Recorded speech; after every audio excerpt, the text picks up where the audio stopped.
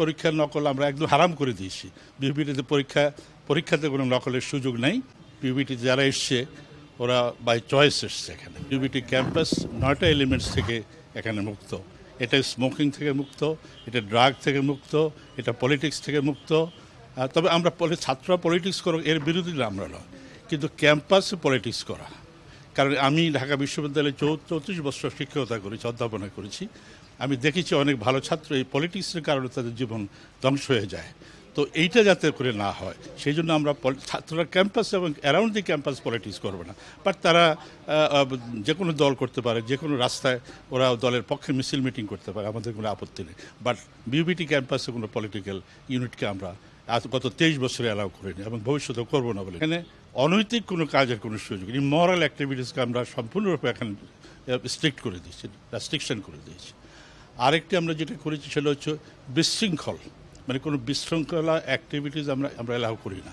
হ্যাঁ, ছাত্রদের অনেক সময় প্রবলেম হয়, দাবি দেওয়া থাকে, তাদের মধ্যে রিলেশনশিপের প্রবলেম হয়, ছাত্রদের সঙ্গে শিক্ষকদের সঙ্গে ছাত্রদের, পিয়ার্সদের ছাত্রদের সঙ্গে ছাত্রদের, এই সমস্ত সমস্যাগুলো আমরা বলেছি যে আমাদের ফোরাম আছে, জায়গা মতো প্লেস করবা, আমরা সেটা সমাধান করব। আমরা 4টা ফ্যাকাল্টির আন্ডারে প্রায় 17টা প্রোগ্রাম আমরা অফার করছি।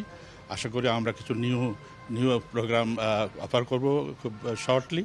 আর আমাদের যে বিরাট আপনারা যে মাঠ দেখছেন, এটা আসলে মাঠ থাকবে না একসময়। মাঠের জন্য আমরা একটা সাইড রেখে বাকিটা আমাদের এখানে কিছু ডেভেলপমেন্ট ওয়ার্ক হবে।